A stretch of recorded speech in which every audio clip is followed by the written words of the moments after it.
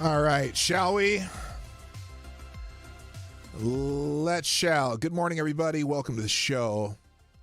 I hope you're having a wonderful morning. Happy Thursday, FTG Thursday. Although I'm not so much focusing on the FTG part today, I guess. I got a lot of stuff, and I wanted to go over that thing we talked about yesterday when Megan Fox was here, because she brought attention to this article that I barely heard about. No one was talking about it the other day, and I was surprised. And so I wanted to, I picked up the article, and I'm like, oh, well, this is something that no one's talking about.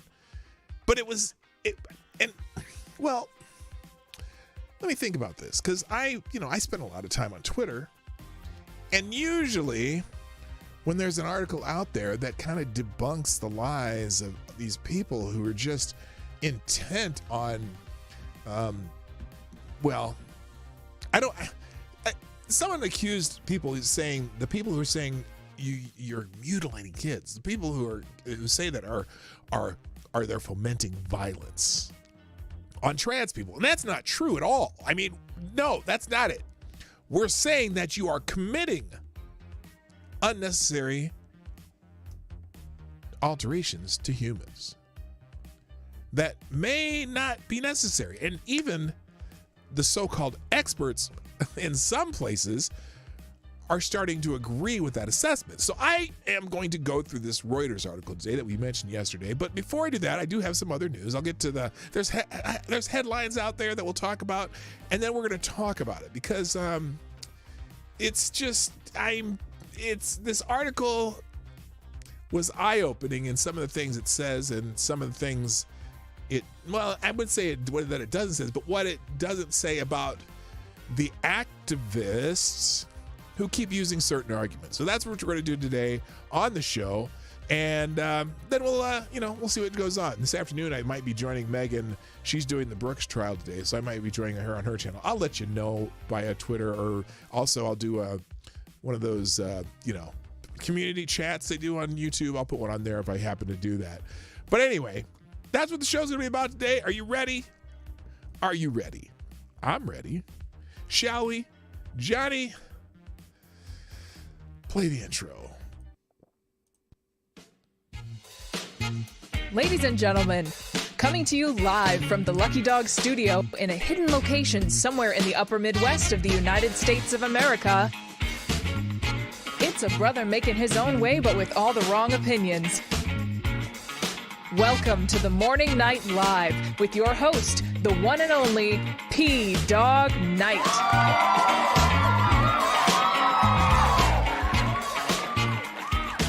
Okay, I got a question. Stop the music. Did that even play? Could you hear that?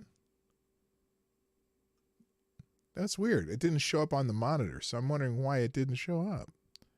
Anyway, hi there. Did anyone notice this yesterday, that there's something different? Okay, it played fine. Thank you. I'm curious. Anyone notice something?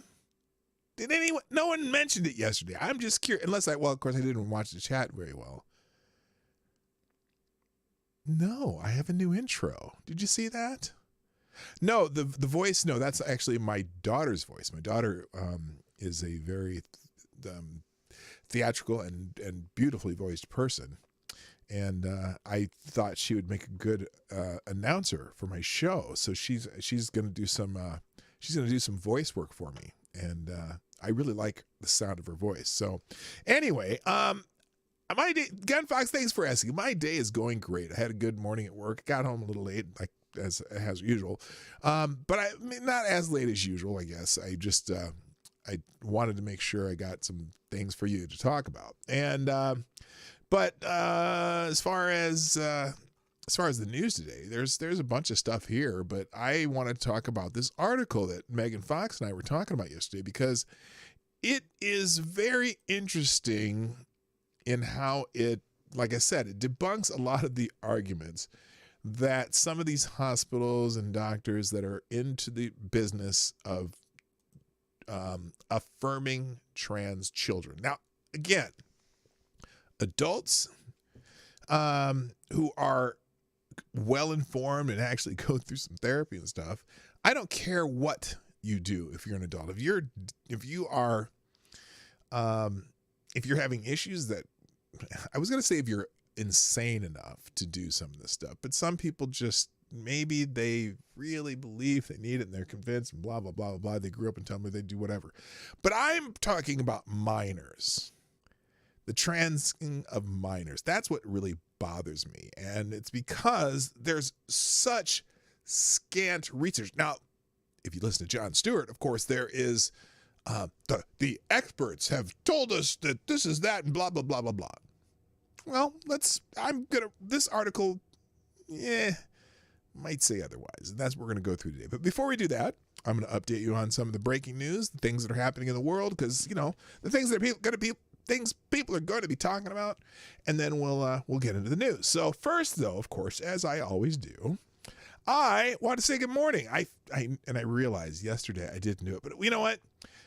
My concern in doing it on days when I have guests is, one, sometimes when you have guests on the show, they also bring some of their audience, and I wasn't sure. I didn't have a YouTube window, but I can never tell exactly how many people are in the chat when I'm just doing it using the stream yards, even though it tells you it puts a number up there, but I don't know how accurate that is. So I don't know how long it's and I really wanted to give time to the guests. And I'm going to be having more guests as we go along here towards the end of the year, because I really, really, really want to emphasize that we're in the middle of Project 10,000. Do y'all know did I tell you about Project 10,000?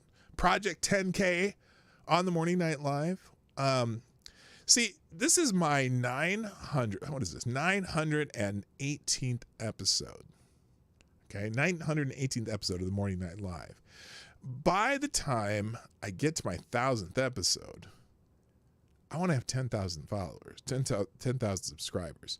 Now that means I have a lot of work to do. And part of that is maybe interviewing people with subscribers, because a lot of it's just discovery. Doing a morning show on YouTube, and also the fact that YouTube doesn't like me. YouTube, by the way, I got to tell you, this is weird. Over the last week, I remember I had that little issue with the copyright thing a couple weeks ago, right?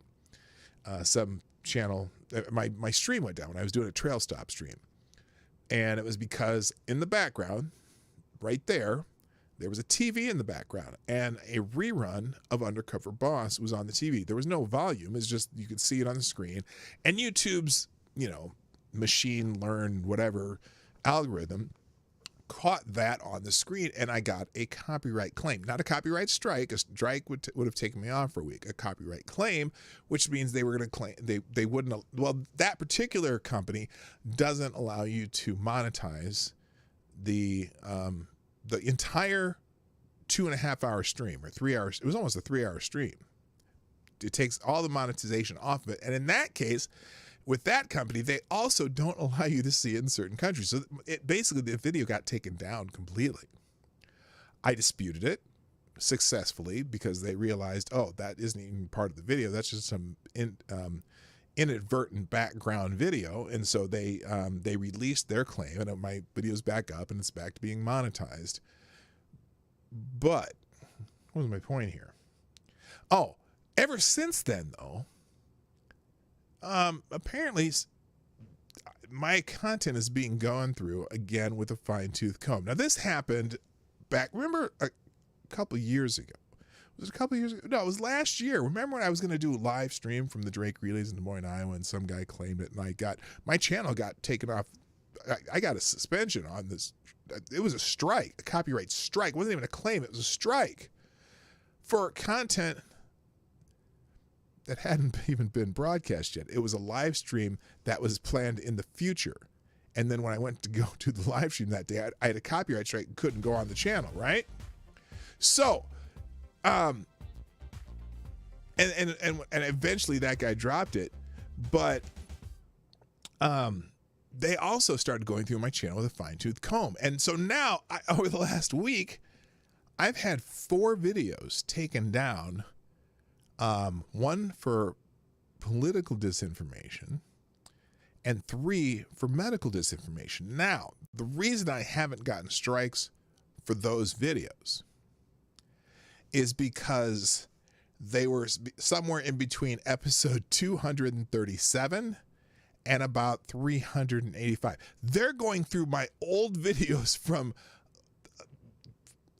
2 years ago, and they're taking down videos of mine. Now, I'm not getting a strike because all those strikes would have already been, the time limit on them would have already been gone. But I'm like, what the hell? And then I went and looked at them. It's funny because one of them, I'm going back and watch. They'll take them down off my channel, but I can still see them in the back end in the YouTube studio stuff, background stuff. And so I've been going back and watching those videos. And one of them was, I think I might have said something about, that drug, it sounds like information. You know which one I'm talking about. I said something about that. I think I said one line about that in a 90-minute video. And that's the only thing that it could have been, because none of the rest was medical misinformation. Also, that policy wasn't in place when I did that live stream. So they're going back and retroactively removing stuff from my channel. It's really annoying. But anyway, thank you, GunFox61, for sponsor today. And GunFox61, you are the new Streamlab Superstar sponsor of the day. Thank you, sir. Who with dropping a 10 spot in the tip jar. That's very nice of you, sir. And apparently there's some breaking news. Damn it, GunFox. Is this something going to make my head explode? I'm just curious. Look, I'm going to open it and I'm going to look at it. Ooh, that is not good. That's from yesterday, though. It's not necessarily breaking, but it's still it's breaking enough. We'll get to that in a minute. Let me say good morning to everybody. Oh, my goodness. Well, I'll just put this up in my daily news because this is important. In fact, it'll be up there. All right, let's say good morning, and then we're going to get to the breaking news of the day, and then we'll get into the main topic. All right, first in the chat today is our friend Somnambulation, who gets the bell. Thank you for being Johnny on the spot. Also, good morning, Advocatus Diabli, the Devil's Advocate. Maddie's in the house. Also, good morning, Chicago. Mike, Aaron Meredith, Mike Savage, Blarg. Jay Pylon's in the house. Also, good morning, Simon Wolfwood, Rotten Corpse, Attack Alpaca, Nomads in the house. Hammer time. Welcome back, sir. Nice to see you again. Also, Jim Beam. Hello, Septus Wolf. Select a boy. Yeah, boy. Whoops. I didn't mean to do the monkey one. That was weird. Also, did I say Lord Stanhope? I might not have. So good morning, sir. And also, D.I. Freighter Watchers in the house. Here it is, said Maddie. Gunfox61. Jim Beam, I said. Tyrannus. Alexandrius. Invictus Soul. No longer Emperor, though. Okay, interesting. Oh, never heard of Project 10,000. Well, there you go. Project 10,000. We need to get on it. Good morning, Hate Camel. Nice to see you. One of the original viewers in the Morning Night Live. Oh, you got to go back to the trial. Take care, everybody. Are you watching the Daryl Brooks trial?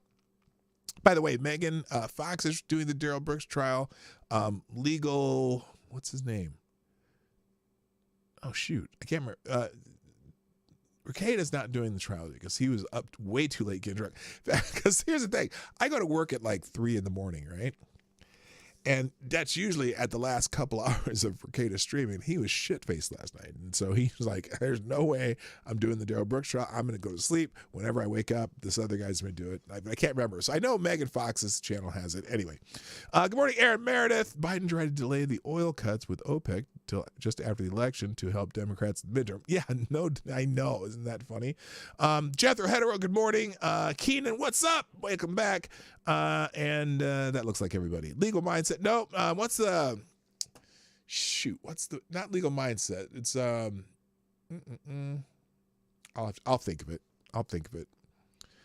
If you want to watch it with lawyers. And then Ricardo said he might join that guy later. But anyway, so this one is interesting. Thank you, Gunfox, for bringing this to my attention, by the way. One of the breaking news from yesterday is apparently, the Russians are having Not oh no, God, Legal Eagle, hell no. That dude, no. God damn it, what's the dude called? I just subscribed to him too. Let me see. Hang on, let me look this up. Why is my GeoForce? Oh, I don't need a new driver for my GeoForce yet. Here, let's see. Dear God, why would I want to watch it with lawyers? Oh, hey, Campbell, wait a minute. Now, no, not Legal Bites. They're having a little. There's a little spat between those guys. I'm not going to get into that internet drama between the LawTube people, just because it's reminds me of the YouTube skeptic days, and I'm just not down for it. What is this dude's name? Legal Vices. That's who. Legal Vices. In fact, what I'm going to do, I'm going to open Legal Vices channel here. I'll put a link to Legal Vices if you want. I mean, here he is. If you want to watch the Gerald Brooks trial. In fact, here. Legal Vices. Daryl Brooks. Oh, I forgot. You're supposed to put an L in there.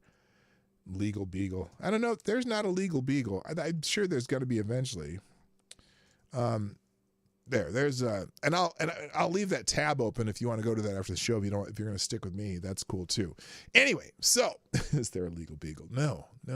I think there should be though. Well, Attorney Tom, I mean, he's really short. He could be considered a Legal Beagle. I don't know. That's what I'm saying. Everyone makes fun of Tom because he's short. It's unfortunate, but it's unfortunate that he's that short. I just, damn, that's just wrong. That is just wrong. God, listen to me. I sound like just a real jerk. There's a Regal Beagle. Yes. Oh, okay. Without saying what it is. Okay, chat. If you know, I'm thinking, anyway, if you know what the Regal Beagle is, put a 1 in the chat. If you don't know, don't even put anything. Just put a 1 in the chat if you know what the Regal Beagle is.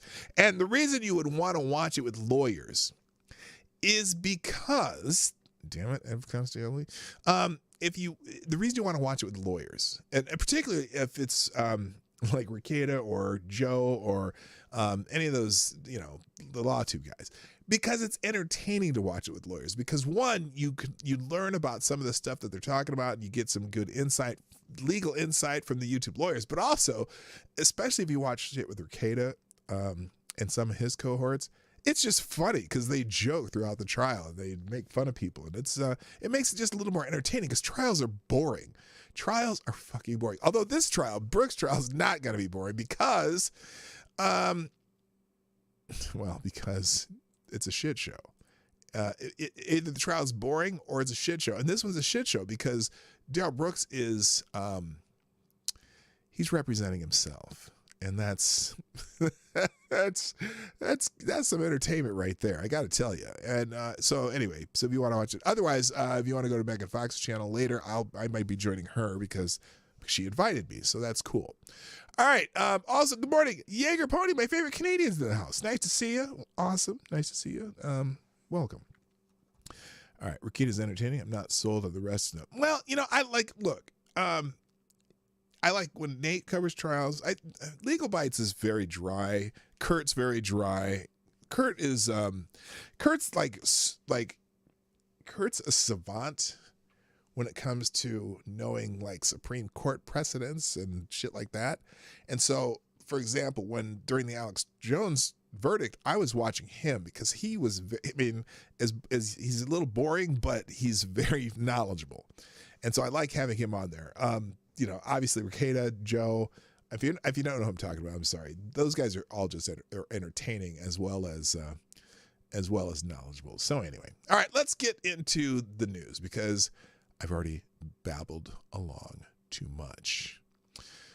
So, Gunfox just sent this to me, and I did not know this. Apparently, the Russians, in their attempt to bring Ukraine under submission, accidentally connected on a missile strike hitting the German German consulate in Kyiv. Well, that's not good. Yeah, good logic. Nate, the lawyer, good logic. I'd like them too. And even Legal Mindset. I watch him sometimes late at night. When I'm at work, I usually do 1.5 times Randy Monkey. I'll listen to Ricada. I'll listen to Legal Mindset. But although Legal Mindset can be a little childish at some time, but that's okay. All right, Russian missile hits German consulate in Kyiv. The building that houses a German consulate in Kyiv was hit during a Russian missile strikes. Berlin's foreign ministry said on Monday. Ministry spokesman added that the building had not been in use since the war broke out. No work has gone on in the building for months. The foreign ministry spokesman told a briefing, adding that the German government was in contact with officials in Kyiv to assess the extent of the damage to the site. Regardless, the fact that a foreign government's consulate building has been struck in an attack is notable.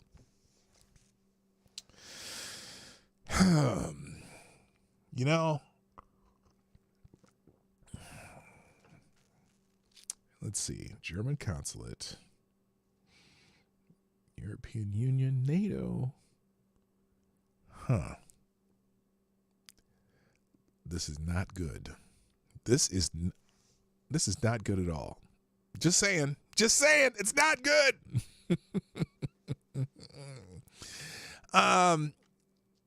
Separately, in the same government briefing. Oh wait, Germany condemned the Russian strikes carried out in the capital across Ukraine in several major cities. At least 10 people have been killed and some 60 have been injured. Separately, at the same government briefing, the defense ministry said Germany is expected to deliver an air defense system to Ukraine very soon and deliver 3 more next year. Sorry, that was really unnecessary. Hello, Osan. Hello, Simon Wolfwood.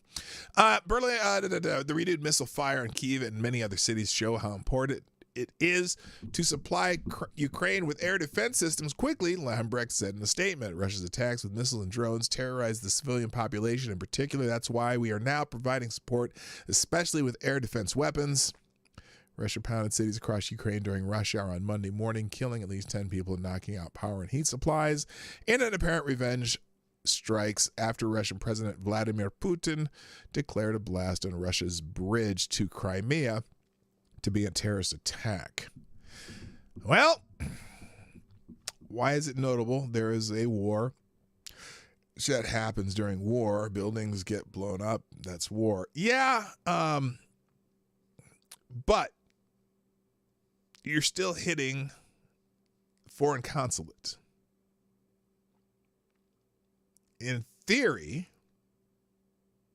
it could be an act of war, but it is an empty building. Shouldn't they be happy the Russians hit an empty building and not something important? Well, yeah, Kyiv, the Ukrainian government probably should be, and the Germans who are not there probably think that way. But still, I mean, technically, it's you know how it just is what it is. I'm just saying. All right. Also in the news, inflation. It's trending very high on Twitter right now. Breaking inflation increased 0.4% in September, more than expected. Now, that's month to month. Okay, that's month to month, and I'm why CNBC wrote it that way. I'm not 100% sure. Wait, no, I know why they did it that way. In another hotter than expected CPI, and it's, by the way, the Dow was down like 500 points on opening today, something like that, which, you know, I mean, that's not a high percentage right now because, you know, it's stuff I'm not even sure where it is right now, but I know it's 500 points. You know, if it was 500 points when the Dow was at, 2,000, that's significant. That's not as significant right now, but it's still down. Another hotter expected CPI surprised investors. September CPI rose 0.4%, double expectations. Year-over-year prices rose 8.2%. Now that is, it's down from a high of 9.1%, but that was a record, and so this is still. I'm trying to figure out. Well, the reason it's not down from that is because, again, fuel prices are still down, but they're creeping up. Next month's is going to probably be even uglier. And I'm still, I'm going by when I go by buy eggs and they're double what they were a year ago. That's when I go, food prices are they're off the charts. It's crazy. The 6.6 year-over-year rise in core CPI is the most since 1982. So now you got to remember, the first couple of years of Reagan, the inflation rate was very high also, the year-over-year. And that because we were coming out of the Carter years. But eventually, I think about 83 is when it started to come down. OER had its biggest monthly spike since 1990. The Fed is losing its inflation flight. Soon it will surrender. That's Peter Schiff saying that. And then, yikes, airfare component of the CPI of inflation up 42% year to year, fastest rate of record. Yeah, it's the price of flights has gone up significantly. I know that. Fortunately, when we went to Europe, they threw in airfare on Viking cruises because they were trying to get people to go on these vacations. Yet I think they were. The things they threw in that they normally charge for on that vacation was pretty amazing because we gave us all the booze. You already get all the beer and wine you can drink with dinner at these cruises, but they gave us the what they call the silver beverage package for free too, which is basically you can drink anything that they have on the boat, even high-end liquor, which I chose to drink high-end liquor because you drink high-end liquor, you're less likely to get hungover. I always love to tell that lie. But anyway, so yeah, inflation is up. And on that note, because inflation is up, Social Security breaking, millions of Social Security recipients will get an 8.7% boost in their benefits in 2023, a historic increase fueled by high inflation that has raised the cost of everyday living. So the fixed income Social Security people are going to get a COLA adjustment. That is now look, this is another thing that's funny to me. So for example, there are ways to celebrate inflation, right? And so this Midas Touch, which is this stupid super left-wing group, this is massive and it's not getting nearly enough attention. Social Security benefits are expected to increase by an average of $140 per month starting in January, and Medicare Part B premiums will decrease for the first time in over a decade. Well, you can celebrate inflation somehow. Way to go, Midas Touch. Jesus Christ. Now, here's a little more. Let's look at the Fox News alert on this, because here's Christina Pushaw from she's the spokesperson, the government, the media, whatever person for Governor Ron DeSantis. She says, keep this in mind when you see the propaganda press pushing the highest Social Security payment rate ever. It's called the cost of living adjustment. And as anyone on a fixed income knows, cost of living has skyrocketed under Biden inflation. And here's let's see. Here's who is this? Fox Business talking about inflation, maybe, or about something. Let's see. What's Maria talking about here? 8.2% year over year, 0.4% month over month. Here's Maria Barada. She has the numbers on the consumer price index now. All right, so we're looking at a month-over-month gain of 0.4%. The estimate was 0.2%. Month-over-month coming in at 0.4%. Year-over-year, 8.2%. That is hotter than expected. Again, coming in month over month, hotter than expected at 0.4%. And again, 8.2% is the headline CPI number for the month of September. That is hotter than expected. Again, if you strip out food and energy, 6.6%. That is your core number year over year. Hotter than expected, guys. Hotter than expected. There goes your markets down 241 points right now. Now that was, yeah, it was 242. I think it's down 500 some now. Anyway, if you're in the market, Mercury is where it's at. Tasty and a possibility of immortality. I'm not sure what that means.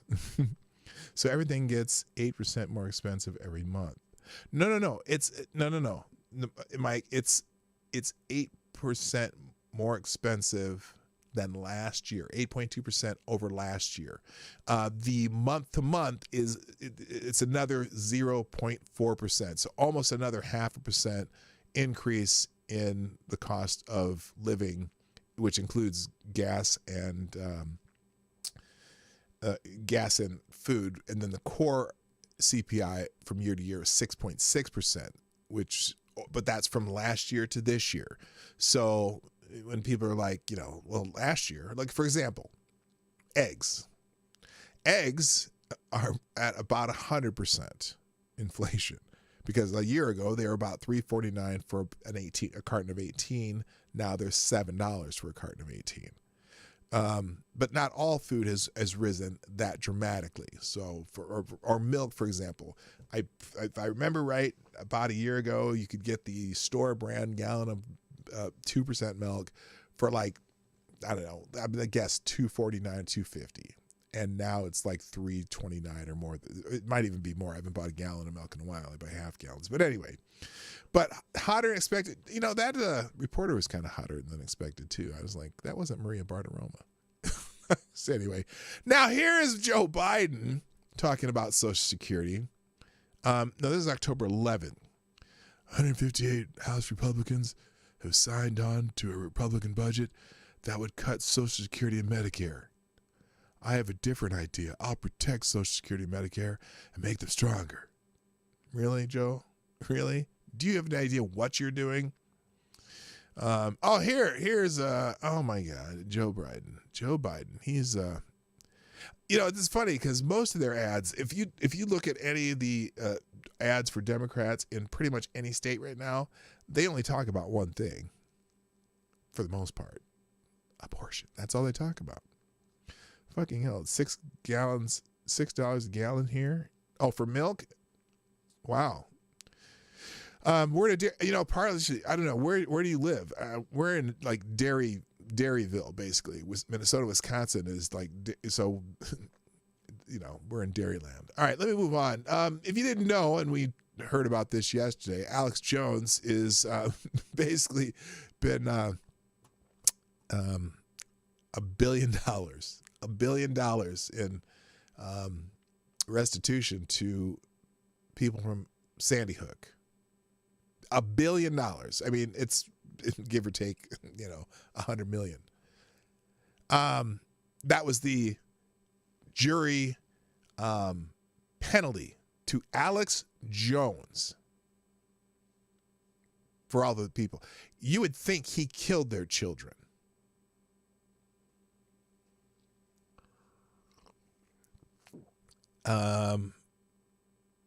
The ruling regime punished Alex Jones as pretty great PR for the ruling regime.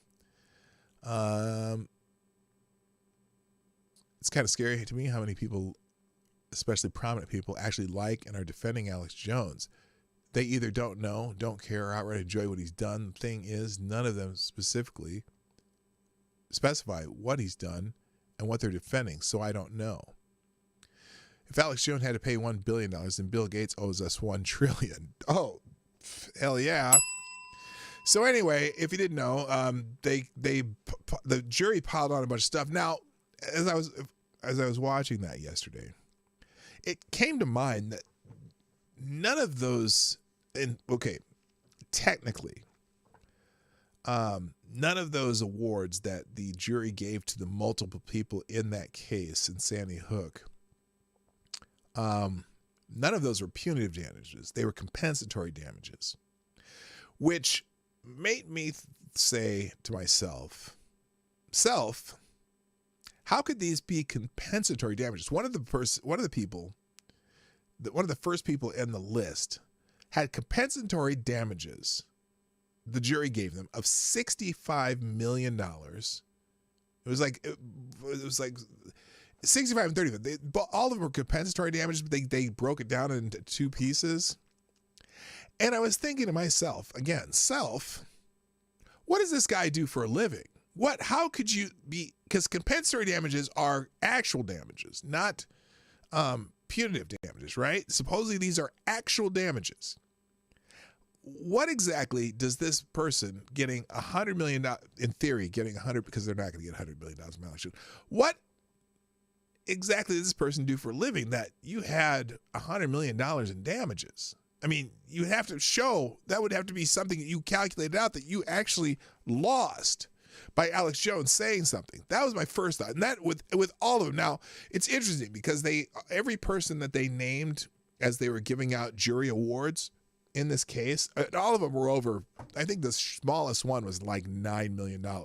But they were all in just multi-millions, right? But I was thinking, would any of these people make that much money in their life? Because actual damages would mean that something that these people actually lost, right? Because of what Alex Jones was saying. And so I think that in itself is probably one of the grounds for appeals, although the whole thing was kind of a shit show the way it went down. I mean, this was a directed verdict by the judge. But the other part too, and this is going to be interesting because this is going to be appealed, and I don't know if it's going to end up going all the way to the Supreme Court or not. But I was thinking, is it, and let me know what you think here, is it possible that Alex Jones might end up being the new Larry Flint? And I asked that because I was watching some guys talking about it last night too. And it was, I think it was Bronca or somebody was talking about it. And I thought I was asking, or no, I was asking, it was Kurt. It was Kurt, the boring guy, but he's really super smart. I asked him in his chat, I'm like, could Alex Jones end up being the new Larry Flint? Because the idea that Alex Jones harassed these people for some opinions is fairly ludicrous. I mean, granted, there were people who said, who is Larry Flint? Larry Flint used to be the publisher of Hustler magazine. And there's a movie about it. They made him kind of be a hero. He's kind of a scumbag, but as far as First Amendment, he was being charged with indecency or something like that. And his case went all the way to the Supreme Court, and the Supreme Court said, you know what? As reprehensible as Larry Flint is, because you have a First Amendment right to be reprehensible. And the idea that you have actual damages of $1 billion to the collective of these people, first of all, that itself is probably appealable because the formula would be you have to be able to show actual damages. And they included some things in there that normally would only apply to if Alex Jones was actually the murderer. And so it's really, really, Larry Flint's case was for libel. Okay. And this case is for defamation, right? Same thing. I mean, written or spoken, right? And, but this is, first of all, the judge, on a directed verdict, you're going to have $1 billion in damages? Yeah, with Jerry Falwell, they hated Jerry Falwell too, so that didn't hurt his case. But anyway, thank you. Yeah, Hey Camel's got the story there. Tire, excuse me. I sound like Joe Biden. Anyway, so it's a fascinating case, and I'm thinking,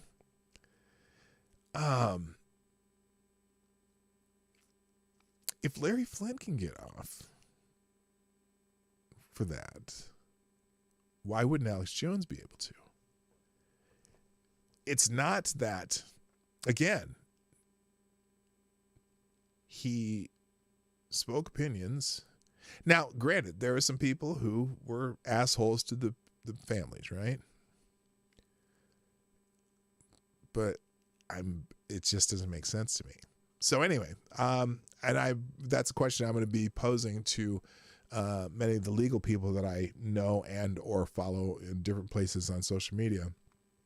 So anyway, does that judge have that authority to hit him with that judgment? Well, they said that they didn't have some filings in on time, blah, blah, blah. And so they did a directed verdict. Also the first case too. So, and it's interesting because, this is to deter him from doing something. He doesn't have $1 billion. Now someone here is named Alex Griswold. Who is this? I don't know why was this someone I follow? I know the name. I have to disagree with those saying the Alex Jones verdict is excessive. Jones said something that should in our system cost you north of $100 million. He just made the profoundly stupid decision to do it against a discrete group of at least 8 individuals. $100 million. It cost you $100 million. Why? What is it that you can say that should cost you $100 million? What? What does that mean? Said something that should in our system cost you north of $100 million. How?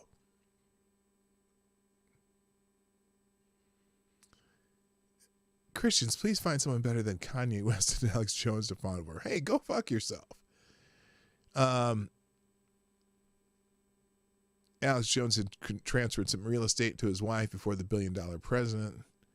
Anyway, I'm glad I'd be waking up in a country where a jury smacked the shit out of human herpes. Alex Jones to the tune of $1 billion for his future of the still grieving Sandy Hook's parents. Thank you, karma. I don't think it's going to stand.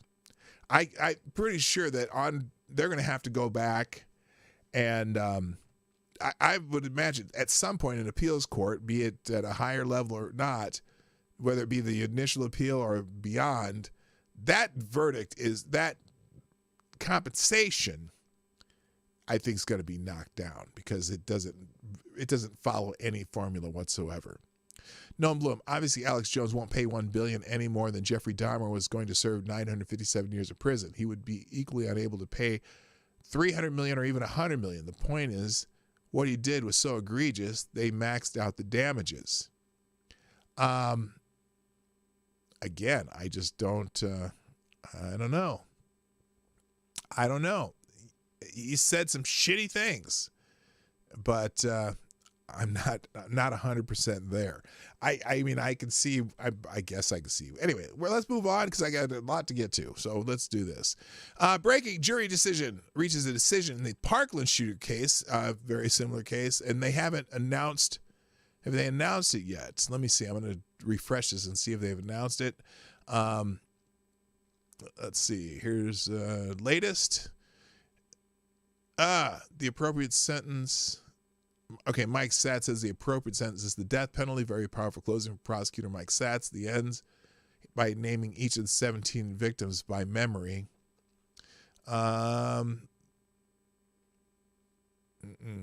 Nope, just says jury reached decision. The jury must be unanimous in recommending death for Nicholas Cruz, who pled guilty to the deadly 2018 shooting in Florida's Marjorie Stoneman Douglas High School. Okay, so they haven't announced it yet, looks like. Let's see, Thursday.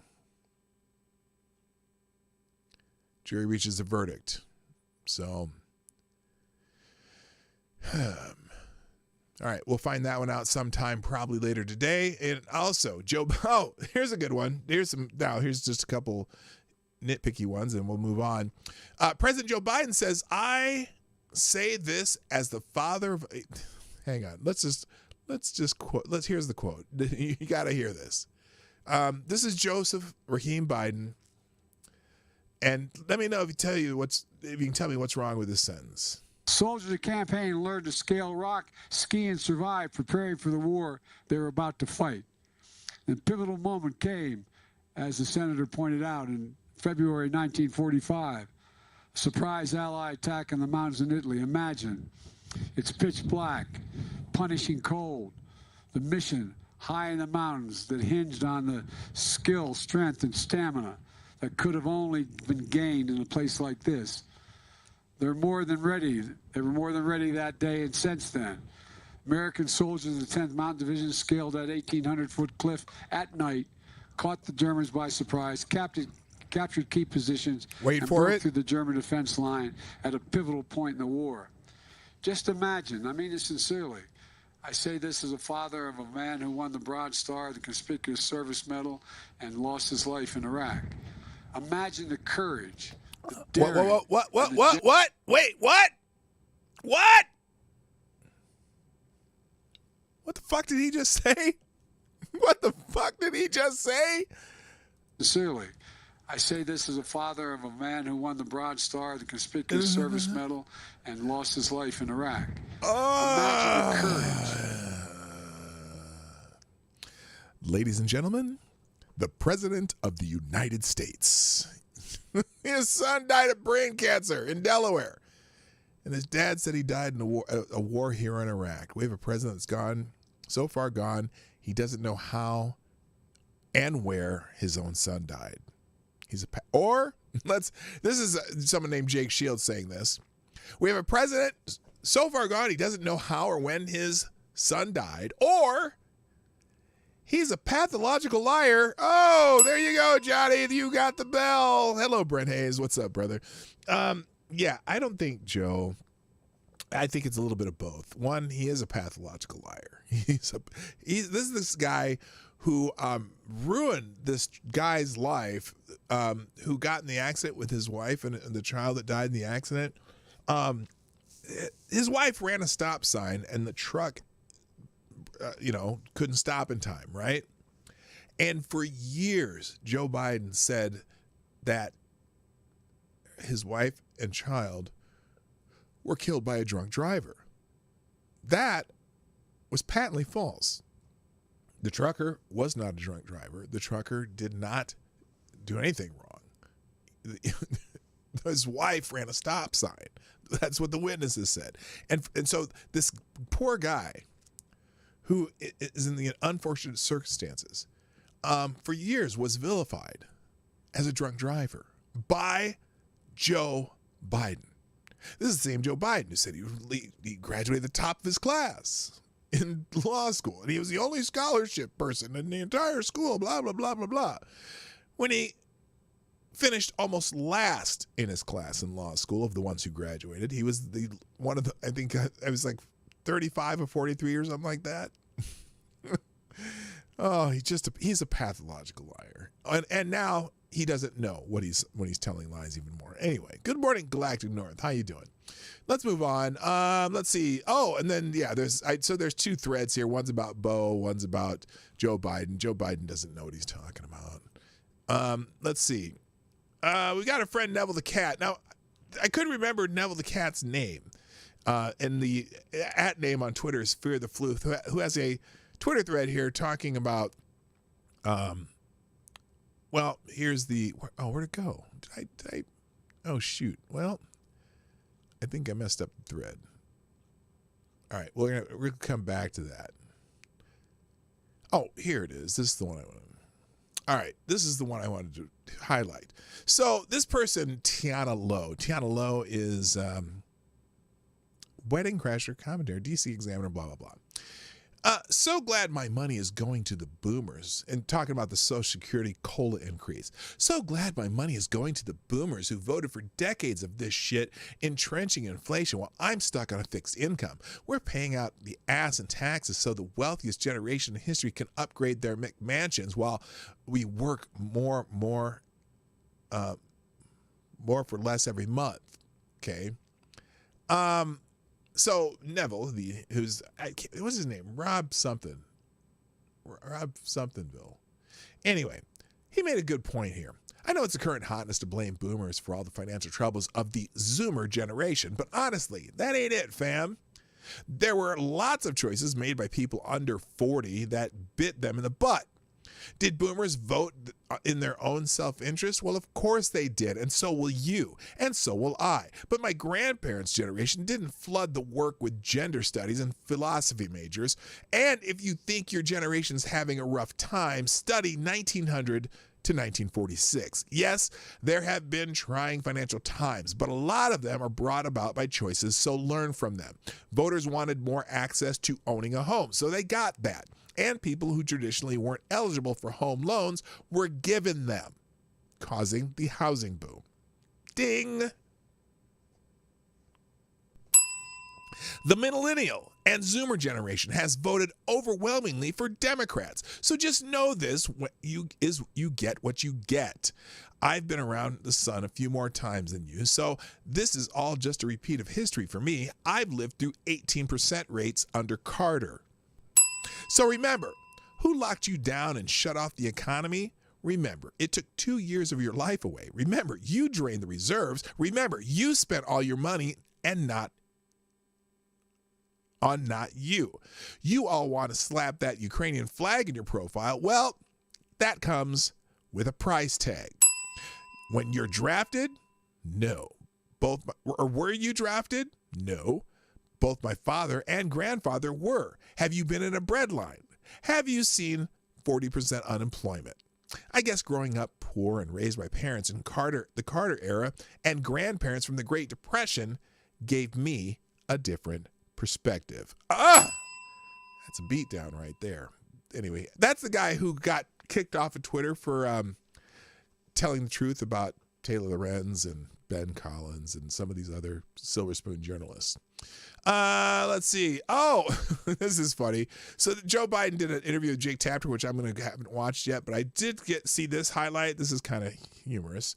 Hello, Annalyn. The boomers dick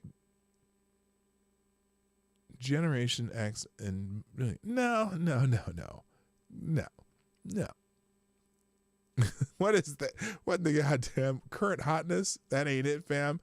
Oh, my ears. Well, got to speak in their language. Okay, here's Joe Biden, who had a little mishap during his interview with Jake Tapper. Economically and politically, we still have real problems. But look what we've got done. We passed so much legislation that significantly dropped his cheat sheet. Makes a point about, for example, the American Rescue Plan. He dropped his cheat sheet. Oh, poor Joe. Poor Joe. I always feel bad for him. The thing.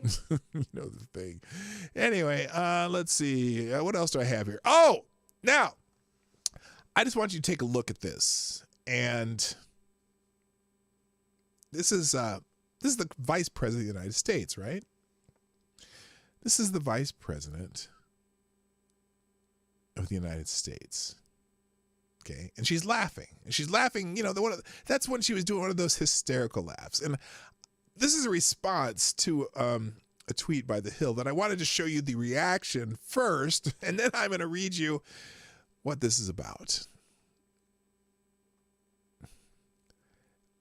Kamala Harris says, nobody should have to go to jail for smoking weed.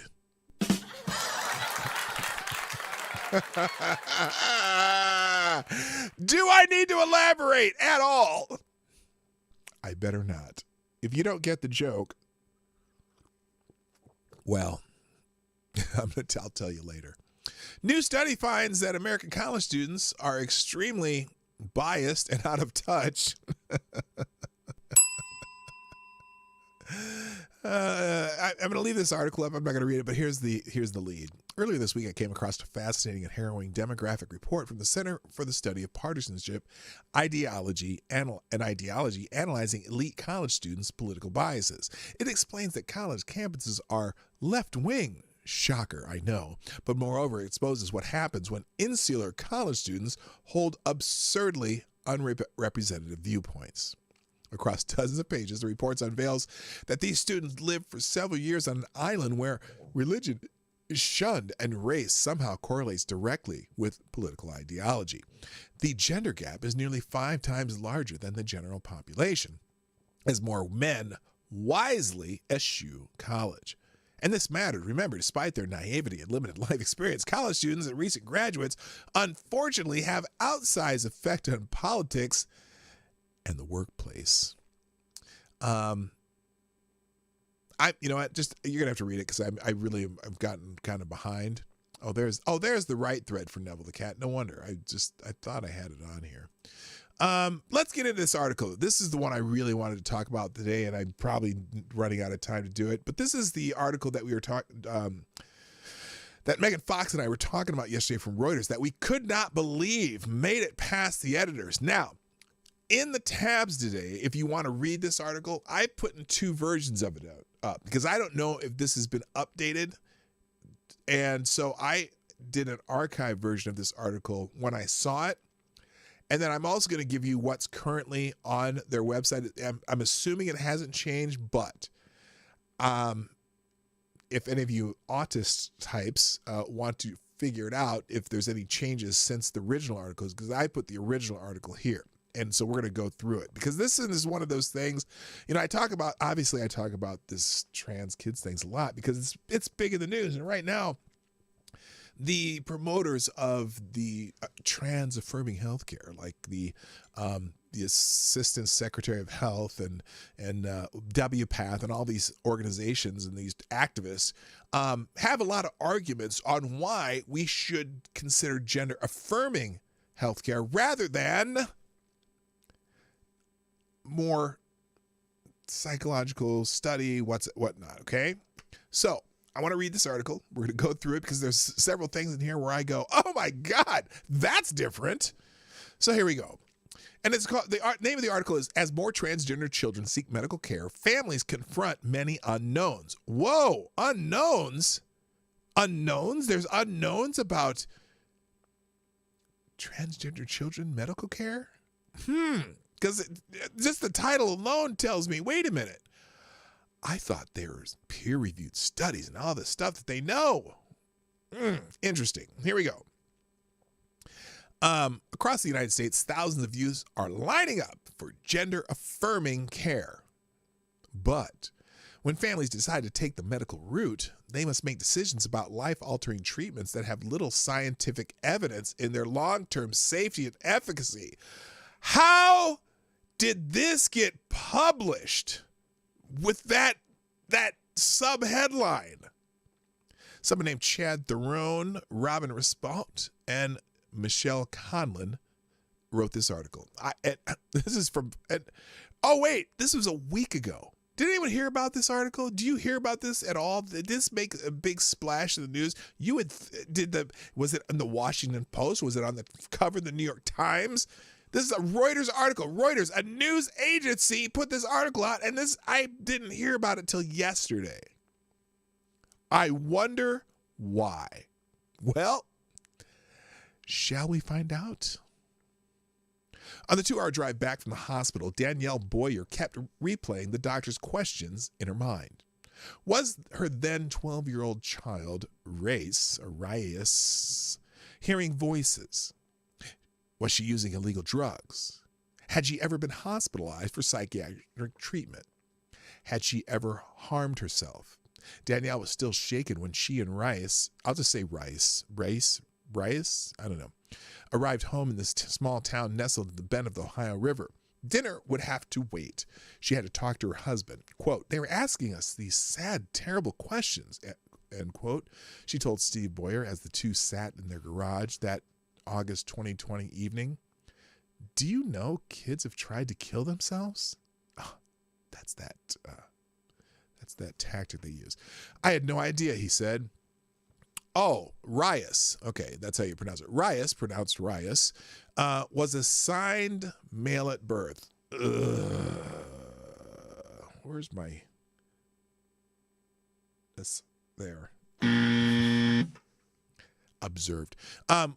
By the time she was 4, it was clear. Now they're using, I'm just going to read the pronouns that they say. This is a little boy, okay, who claims he's a girl. It was clear to her parents that she identified as a girl. They're being polite. She referred to herself as a girl. She wanted to dress as a girl, but her parents feared for her safety if they let her live openly as a girl in their tightly knit rural community. So they struck an uneasy compromise. At home, Rias could be a girl wearing makeup and dresses. At school, around town, and in family photos, Rias would remain a boy. For fuck's sake. Rias chafed at the restrictions. When she started middle school, she grew increasingly anxious about what puberty would bring. Facial hair and an Adam's apple, a deeper voice. That's when Daniel sought help at Akron Children's Hospital and its new gender clinic. Yay. Where staff told her they could treat Rias with puberty-blocking drugs and sex hormones to help her transition. Really? Right? Is that what they just jumped off at the bat? I don't know. This is what I've always wanted, Rias told her mother as they left the hospital. Afterward, the pair went on a celebratory shopping trip for girls' clothes. Danielle was relieved. After years of struggling in isolation to do what they thought was best for Rias, the Boyers were now getting expert help from people who understood the situation. I can't believe they're even putting pictures of this. Oh, that's the mom. I'm hoping. Why would they put this person? Oh God, I still don't like putting pictures of minors and things in here. I apologize. Or maybe that's mom. I don't know. But the initial consultation brought troubling new questions. The doctor at the Akron office told Danielle and Rias that puberty blockers could weaken Rias's bones. Oh my gosh, they told her the truth? That's rare. The effects on her brain development and fertility weren't well understood. What? I thought there were studies. The risk of inaction was even more alarming. Without treatment, the doctor said, Rias would remain at increased risk of suicide. Again, this is their pitch. Mention of suicide raised the stakes. She's been asking for how many years to be a girl, Danielle said to her husband as they sat talking in their garage that evening. We just keep telling her no.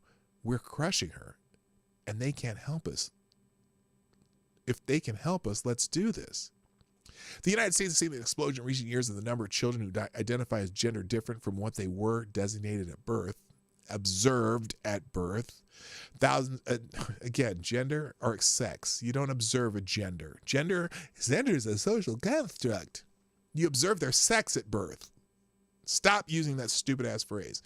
Thousands of families like the Boyers are weighing profound choices in an emerging field of medicine that they pursue as they pursue what is called gender-affirming care for their children. Gender-affirming care covers the spectrum of interventions.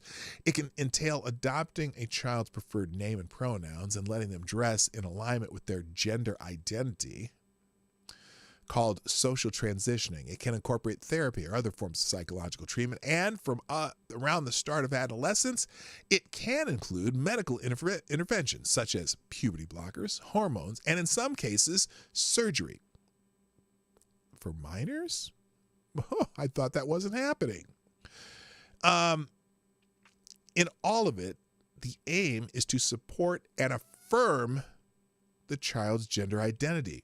Who determines that? Who determines their gender identity? That's weird. But families that go to the medical route venture into uncertain ground where science has yet to catch up with the practice. I thought the science was settled.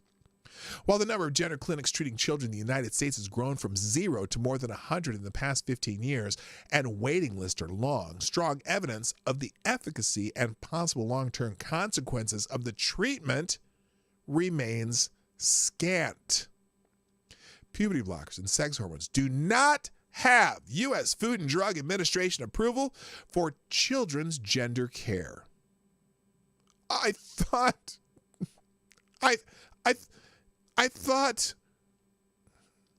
no clinical trials have established the safety for such off-label use. The drug's long-term effects on fertility and sexual function remain unclear, except they are clear because the president of WPATH already said that puberty blockers, kids, especially, children who've been on puberty blockers at standard 2 stage will never have an orgasm. An orgasm is sexual function. I can show you the quote even. I can show you the video of him saying it.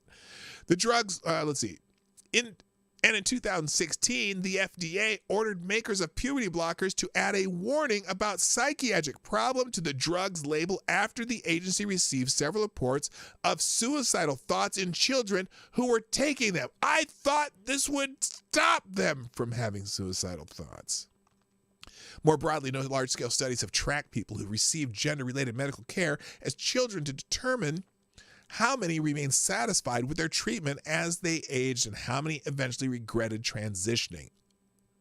The same lack of clarity holds true for the contentious issue of detransitioning, when a patient stops or reverses the transition process. Now, why is it contentious to detransition, but they expect you to just go along with transitioning?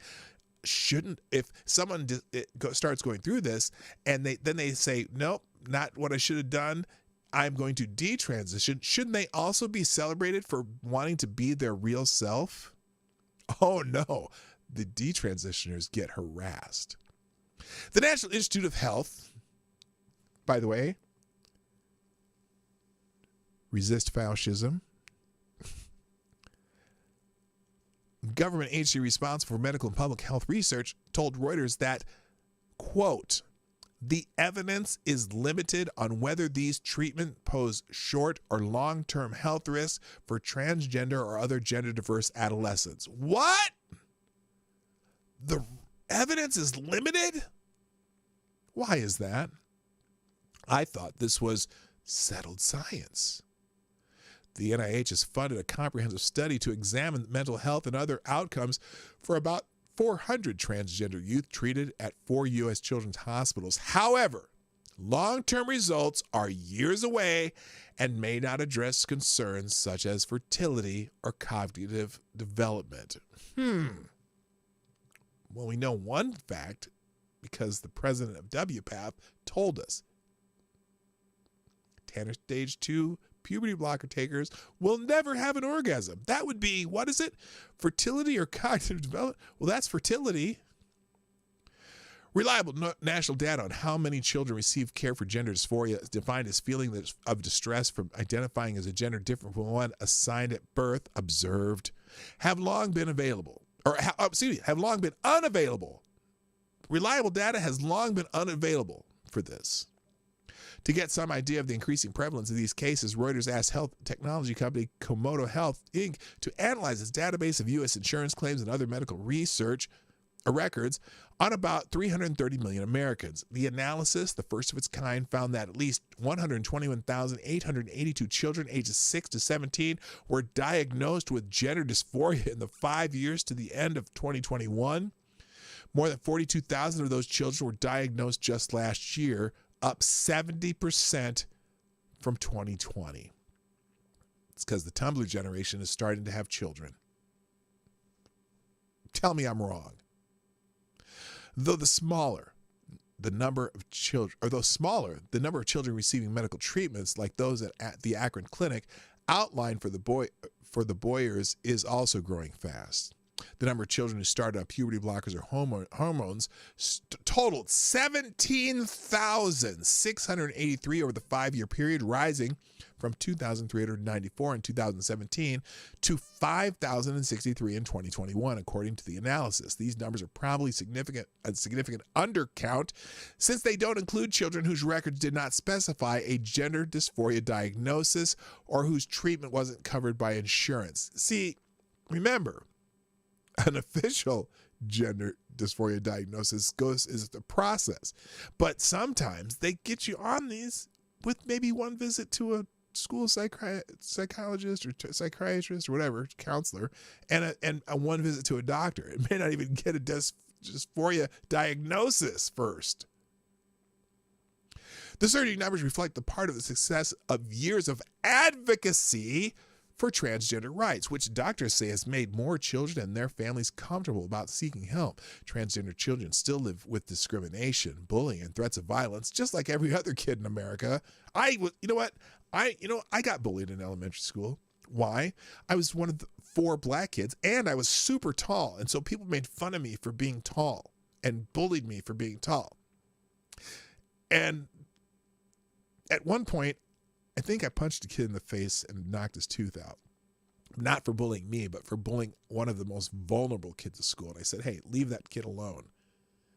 And he never bothered anyone again. I got in trouble. I went to the principal's office, but that was about it. Anyway. But As transgender identity has become more visible in popular culture, children with gender dysphoria have gained ready access on TV and social media to positive representations of young people who receive professional gender-affirming care. Gender care for minors gained further legitimacy as medical groups endorsed the practice and began issuing treatment guidelines.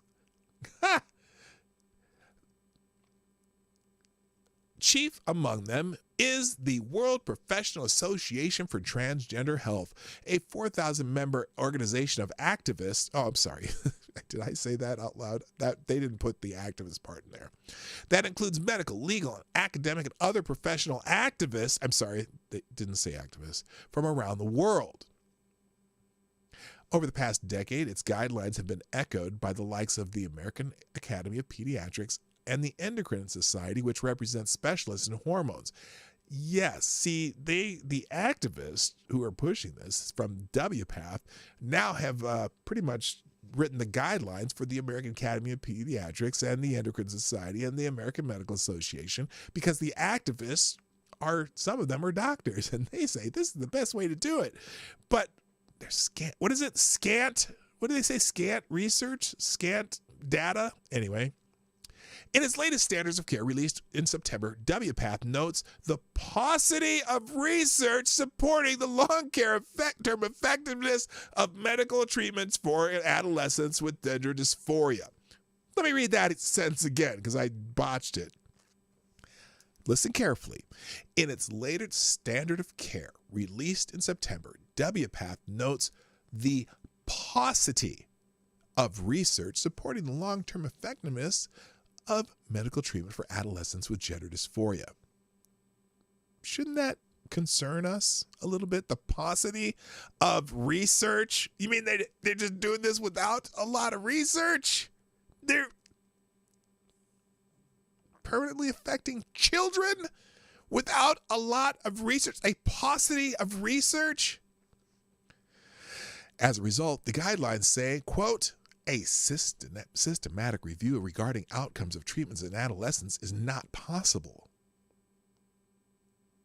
A systematic review regarding outcomes of treatment in adolescents is not possible. Don't they always tell you that, oh, puberty blockers are reversible? This could never hurt anybody. This is blah, blah, blah. This has been studied. This is peer-reviewed. Isn't that what Jon Stewart said in that stupid interview? Well, you're talking about doctors who've been studying this for years. Paucity of research.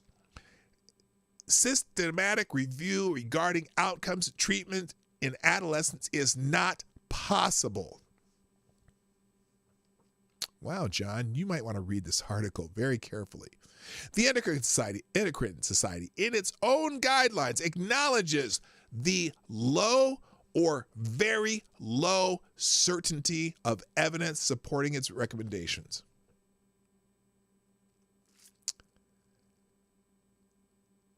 Every person who's thinking about transing their kids probably should read this article. I don't know if it's going to be up to it. Like I said, I archived it because I'm afraid that this article is going to be disappeared. You notice this didn't get. You would think that this type of article would be on the front page of every newspaper in the country, right? Did anyone hear about this article? Exactly. Constable says the paucity is precisely due to trans activists stopping any of it out of fear it may not say what they want. Absolutely. And all the research is pretty much like push polling, basically polls and surveys. It's not even research. The federal government eased the path to treatment in 2016 when the administration of President Barack Obama prohibited health insurers and medical providers from limiting care because of a person's gender identity. That prompted an expansion of public and private insurance coverage for gender-affirming care, including for children, which can cost tens of thousands of dollars a year for puberty blockers alone. Today, more than half of the states pay for gender transition treatment through Medicaid, the government health insurance program for millions of low-income families. So they're doing this to low-income people, I guess. 9 states include states exclude youth gender care from Medicaid coverage. Florida, in its Medicaid prohibition, says treatment for gender dysphoria do not meet the definition of medical necessity. Well, I would say it doesn't meet the definition of medical sanity. That disparity among states is symptomatic of how gender-affirming care has become a flashpoint in the nation's highly polarized politics. Many conservatives decry it as a form of child abuse.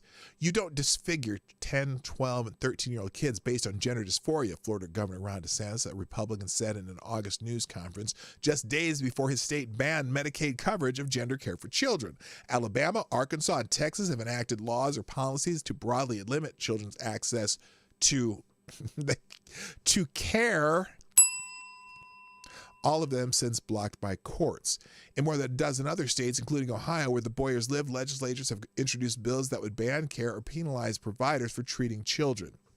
Now notice, these people who wrote this are not anti this care. They're just telling you the facts, which don't necessarily align with what the activists are telling you.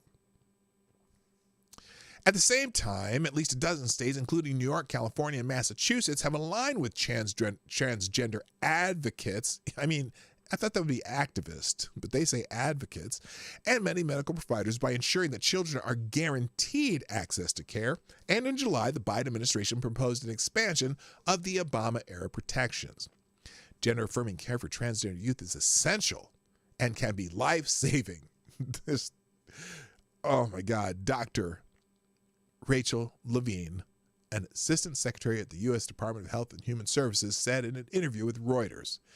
Levine, a pediatrician and a transgender woman and an activist, my words, drew outcry from conservative opponents of children's gender care and some medical professionals earlier this year when she told National Public Radio, quote, "There is no argument among medical professionals, pediatricians, pediatric endocrinologists, adolescent medical physicians, adolescent psychiatrists, psychologists, etc., about the value and importance of gender-affirming care."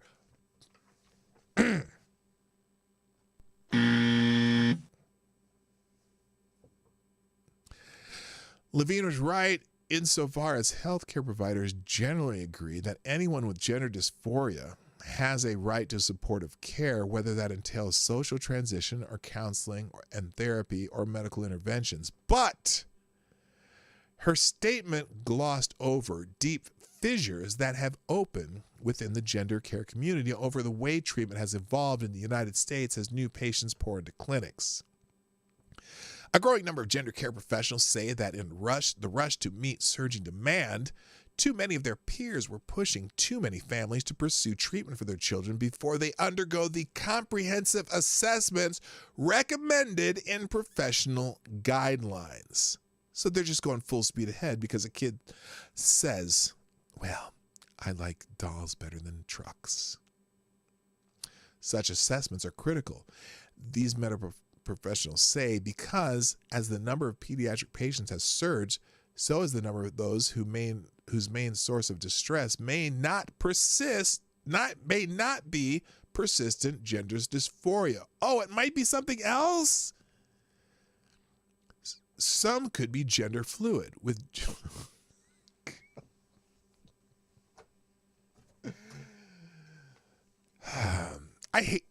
I really hate that term, gender fluid, because, just makes me think of gender fluid, which is a whole different thing. Anyway, with a gender identity that changes over time. A gender identity that changes over time. Some may have mental health problems that complicate their cases. For these children, some practitioners say medical treatment may pose unnecessary risk when counseling or other non-medical interventions would be a better choice. Like a lot of them are just either autism or just afraid of what's happening with their body. Gosh, do you know any 13-year-old who's happy with their body and the pimples and all that other shit that comes with puberty? Good God, people. Anyway, I'm afraid we're just I'm afraid what we're getting are false positives, and we subjected them to irreversible physical changes. What? I thought everything was reversible. I mean, there are people out there who will even say that the double mastectomies are reversible because you can get reconstructive surgery. Are these people fucking stupid? Anyway, we subjected them to irreversible physical changes, said Dr. Erica Anderson, a clinical psychologist who previously worked at the University of California, San Francisco's gender clinic. Quote, these errors in judgment are fodder for the naysayers. Wow. Is that her biggest worry? That the errors in judgment are fodder for the naysayers, the people who want to eradicate this care? Is that your biggest problem? You permanently made irreversible physical changes on a child, and your biggest worry is that the errors in judgment might be fodder for the naysayers. Is that really what you wanted to say, Erica? Jesus Christ. Sorry, I know some of you religious people probably are upset with me now. That's her biggest worry, that it's fodder for the day. Not that you're permanently changing the physiology of a child who has no idea what the future holds. That's, oh my God. Republicans pounce. That's your biggest worry. Jeez. These errors in judgment are fodder for naysayers, the people who want to eradicate this care. Anderson, a transgender woman who still treats children with gender dysphoria in her private practice, resigned as the president of WPATH's U.S. chapter last year after her public comments about sloppy care prompted the organization to issue a temporary moratorium on board members speaking to the press. So she told the truth, and they wanted her to shut the fuck up. That's... Isn't that perfect? Isn't that perfect? They don't want the members speaking to the press. Well, you know that leaked video of what's her face, the new one, who said that every child that she's had in her clinic on puberty blockers at stage 2 Tanner will never have an orgasm. It would be physically impossible for them to have an orgasm for the rest of their life. You know, those permanent changes that they say, oh, well, that's reversible. Woo, it's not reversible. That's the current president. Ranged against those advising caution, in the United States, are members of the gender care community who say that denying treatment to any child with gender dysphoria is unethical and dangerous. You shouldn't have to jump through hoops to prove your own transness, said Dallas Dukar, a psychiatric nurse practitioner and trans health provider in Massachusetts. Yes, you should before you make unreversible life changes to children. Good Lord. Dukar and officials at other clinics said the waiting lists at many facilities show that children already face significant barriers to treatment due to a shortage of providers and a persistent stigma in healthcare attached to transgender patients. If you put unnecessary roadblocks in the way, we know the kid will still be trans and they will continue to experience deep psychological stress that increase the risk of suicide attempts or suicide itself. Stop throwing that out. The only studies that are available is that before and after the same ideation of suicide exists. Still a 40% before or after transition. Dr. Marcy Bowers, that's who I was thinking of, a surgeon specializing in transgender procedures who became WPATH's president in September, said in an interview that the organization is trying to find middle ground between those who basically would have hormones and surgeries available at a vending machine, let's say, versus others who think that you need to go through all sorts of hoops and hurdles.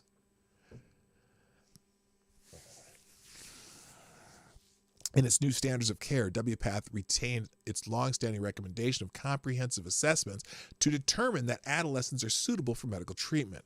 There are no studies of the long-term here it is. There are no studies of long-term outcomes of gender-related medical treatments for youth who have not undergone a comprehensive assessment. except they're not going through comprehensive assessments at these gender clinics. Oh, you say you're transgender? Let's start your gender affirming healthcare. It's all about affirming, not diagnosing. Without such evidence, the document adds, the decision to start gender-affirming medical interventions may not be in the long-term best interest of the young person at that time.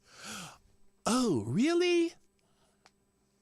Levine, the U.S. Assistant Secretary of Health, said that clinics are proceeding carefully and that no American children are receiving drugs or hormones for gender dysphoria that shouldn't. Really? So none of them are detransitioning. Not one. None of them are changing their minds after starting the process. None of them. Not because you said no American children are receiving drugs or hormones for gender dysphoria who shouldn't. Then who are these people transitioning? Are they not children? Good God. It's not like anyone who arrives automatically gets medical treatment. No, but you call it gender affirming care.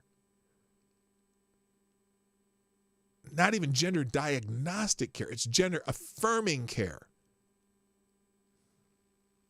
Belpre, Ohio, who is in Washington County, Belpre, Ohio is in Washington County, a rural community of farmhouses, trailer homes, and churches set among the lush green hills. The area has been home to generations of Boyers. Danielle, 37, works in education. Steve Boyer, a 36-year-old plumber and pipe fitter, has served on the board of the local fair, where Rias and her older brother, Aiden, the boy who is transitioning as a girl, have shown ducks and lambs they tended. Weekends are spent camping and attending horse shows where Rias, an accomplished equestrian, competes in barrel races and roping events. Everybody knows the Boyers, Steve said. Steve and Danielle have no direct experience with transgender people. Where Rias was born, by around age 4, she referred herself as a girl, played with girls' friends at girls' friends' houses, and became fascinated with women's clothing and jewelry. And Christmas morning 2011, shortly before her 4th birthday, Rias was thrilled when she got much of what she had wanted from Santa: Barbie dolls, a dollhouse, and toys in pink and purple. But Danielle feared Rias wouldn't be accepted as a transgender girl in their conservative community, and she wanted to protect her child from stares, hateful comments, and broken relationships that would inevitably come. The agreement was house only, Danielle said. Rias constantly pushed back from early on. When friends and neighbors complimented her as a cute little boy, she would correct them. She was a girl. Danielle then felt compelled to correct Rias. Danielle sought compromises in elementary school. They often settled on outfits for Rias in neutral black leggings and brightly colored t-shirts. She picked up dresses and hairpins at yard sales and let Rias wear them at home.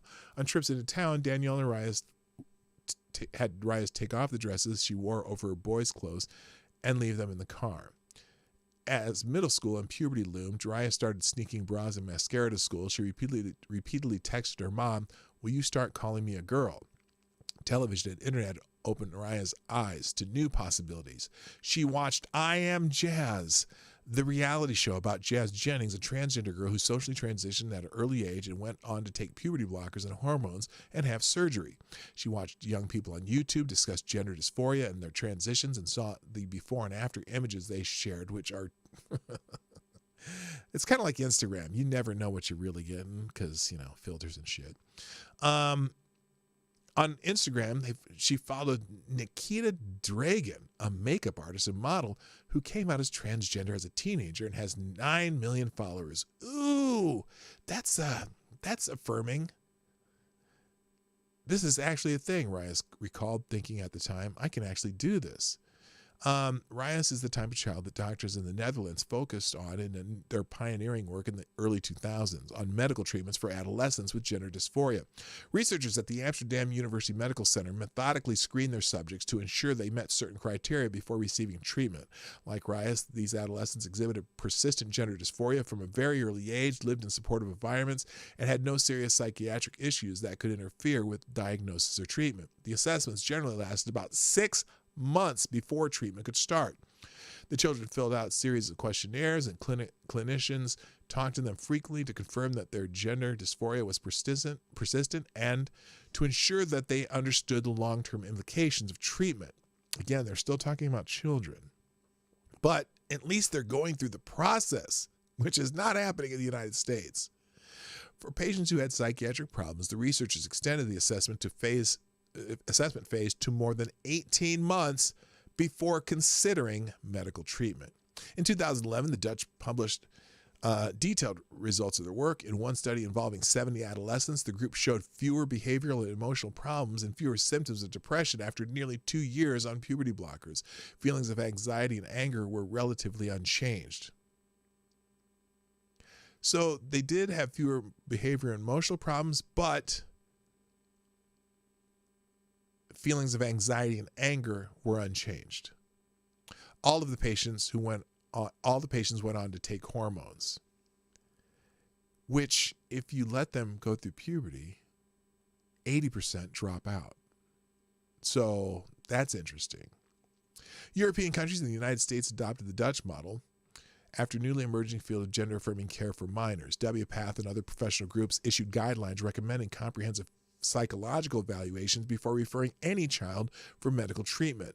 More recently, though, many of the patients flooding into clinics wouldn't meet Dutch researchers' criteria.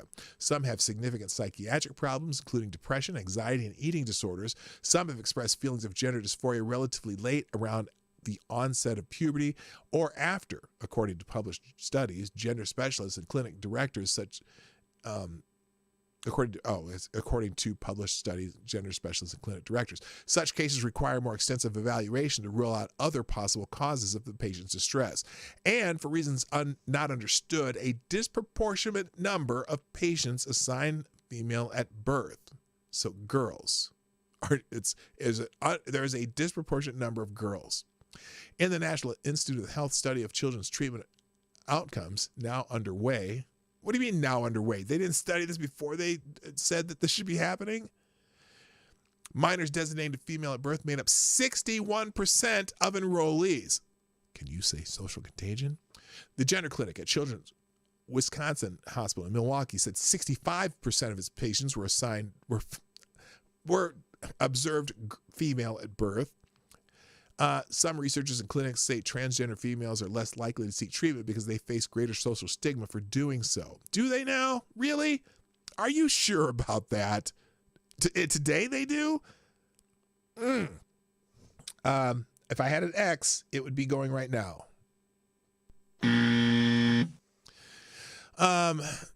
Because they face social stigma. No, they're celebrated right now. That's just it. It's celebrated. They get affirmation from their teachers, from their counselors, from, the fucking TV and the actors. And, oh, God, come on. Some researchers and clinics say transgender females are less likely to seek treatment. Critics of children's gender care blame peer pressure reinforced by social media for boosting the number of transgender males seeking care. Dr. Anna de Vries, a specialist in child-adolescent psychiatry, is one of the Dutch researchers whose early work established the importance of rigorous patient assessments before starting medical treatment. She said that while she worries about the growing number of children awaiting treatment, the graver sin is to move too fast when puberty blockers and hormones may not be appropriate. Oh, that's sacrilege. You're not allowed to say that. The existential ethical dilemma to transgender care is between one hand, the child's right to self-determination. Is that something new? A child has a right to self-determination? Does a child know what that even means? Does a child even know what self-determination is? If I tell you that, if I tell my child that they're going to take piano lessons, I make them take piano lessons, even if they hate it. Can I get in trouble for making them take piano lessons? By the way, both my kids took piano lessons. They kind of liked it because grandma taught it, but they both appreciate it now. And they wish they would have kept taking them. Anyway.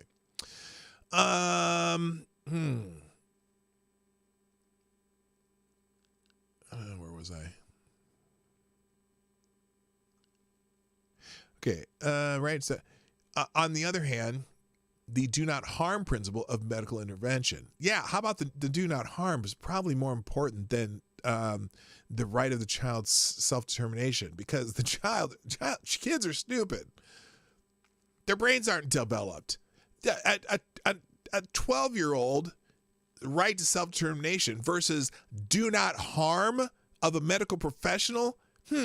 Let's weigh that. Let's balance that out. Aren't we intervening medically in a developing body where we don't know the results of these interventions? Yes. In the United States in particular, she said the transgender right or child's right seemed to be put forward more strongly. Yes. DeVries helped write a section on adolescence in WPATH's updated standards of care. She said she was gratified that language stressing the importance of rigorous patient assessments remain. In interviews with Reuters, the doctors and other staff at 18 gender clinics across the country described the processes for evaluating patients. None described anything like the months-long assessments DeVries and her colleagues adopted in their research. So they're not following WPATH's guidelines. At most clinics, a team of professionals, typically a social worker, a psychologist, and a doctor specializing in adolescent medicine or endocrinology, initially meets with the parents and child for 2 hours or more to get to know the family and their medical history and their goals for treatment. They also discuss the benefits and risks of treatment options. Yes, a 12-year-old's going to understand that. 7 of the clinics said that they don't see any red flag. If they don't see any red flags after 2 hours, if they don't see any red flags and the child's parents are in agreement, they are comfortable prescribing puberty blockers or hormones based on the first visit, depending on the age of a child. So they're not following the guidelines of the World Professional Association for Transgender Health. 2 hours. 6 months? 2 hours. 6 months? 2 hours.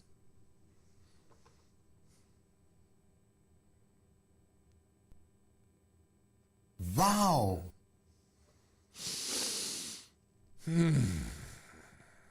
For those kids, there's not a value of stretching it out for 6 months to do assessments, said Dr. Eric Meininger, senior physician for the gender health program at Riley's Hospital for Children in Indianapolis.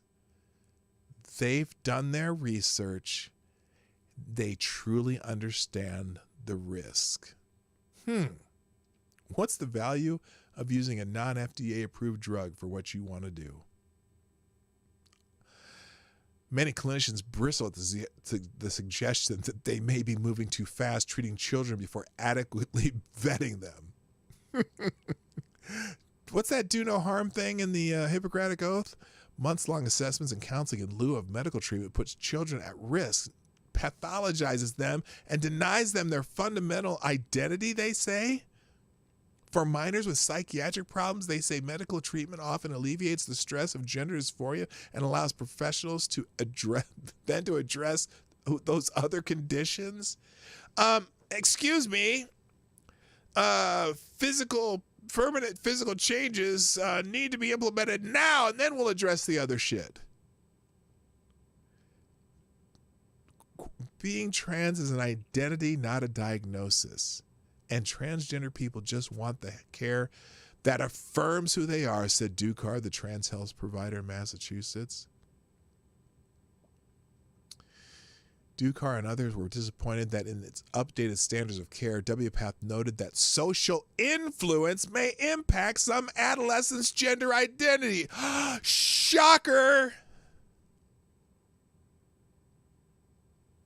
They say the idea of social contagion infecting children perpetuates an offensive misconception that being transgender is a fad spread among impressionable adolescents by friends and social media and fails to recognize the stigma, bullying, and discrimination transgender people experience. Have these people been in a school in the last 20 years? Are you kidding me?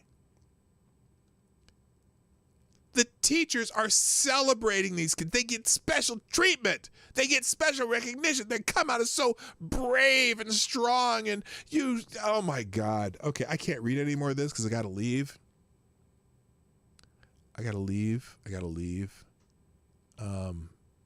This goes on and on. Well, no, it's almost done, but no, it goes on and on and on like this.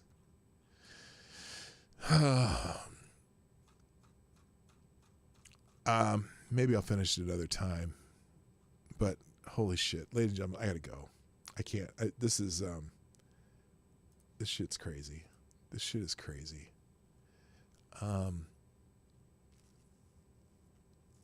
So anyway, if I go on the stream for Daryl Brooks with Megan, I will let you know via YouTube community and Twitter. I'll announce it there.